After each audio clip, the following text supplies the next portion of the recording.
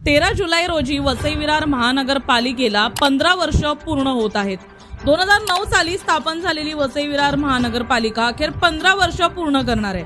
परंतु या 15 वर्षांमध्ये वसई विरार महानगरपालिकेने खरंच हवं ती कामं करून दाखवली आहेत का असा प्रश्नचिन्ह उपस्थित राहतोय।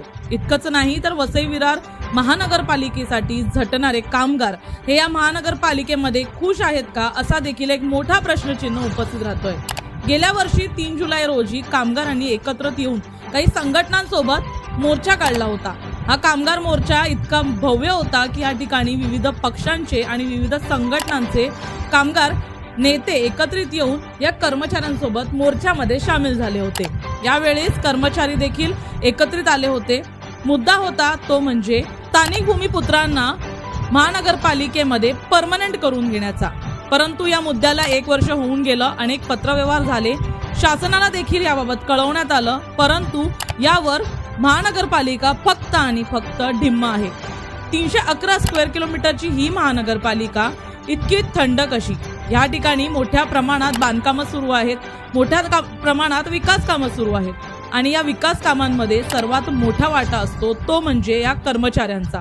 हे कर्मचारी अद्यापही परमनंट झालेले नाहीयेत। या ठिकाणी हे भूमिपुत्र आहेत, स्थानिक आहेत।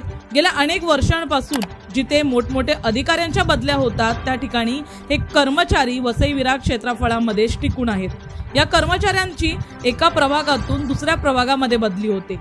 हे कर्मचारी दिवस रात्र झटत आहेत।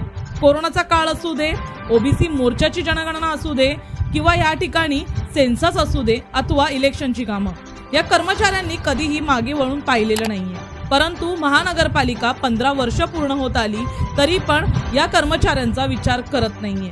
इतकंच नाही तर महानगरपालिका स्थापन झाल्यानंतर या क्षेत्रामध्ये मोठमोठी विकास कामं होत असतानाच अनेक अशी कामं झाली ज्यामध्ये स्वच्छता कामगार असू दे किंवा लहान सहान कर्मचारी असू दे, त्यांनी एकत्रित येऊन चांगलीच कामं करून दाखवली आहे। परंतु या कर्मचाऱ्यांचा विचार न करता नवीन आलेले किंवा आत्ताशी आलेले ज्यांची कामं इतकी चांगली नाहीयेत त्यांना अधिकाऱ्यांनी परमनंट करून टाकलेलं आहे।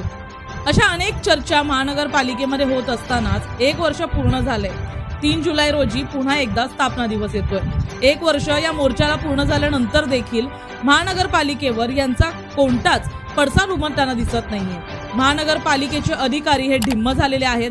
त्यांना कोणताही फरक पडताना दिसत नसल्याने अगदीच थंड गतीने इथे काम सुरू आहे। त्यामुळे कर्मचाऱ्यांचे हाल हे अद्यापही होत आहेत। 1 वर्षानंतर हा दिवस पुन्हा आल्यानंतर कर्मचाऱ्यांची अवस्था जी असायची तीच आहे।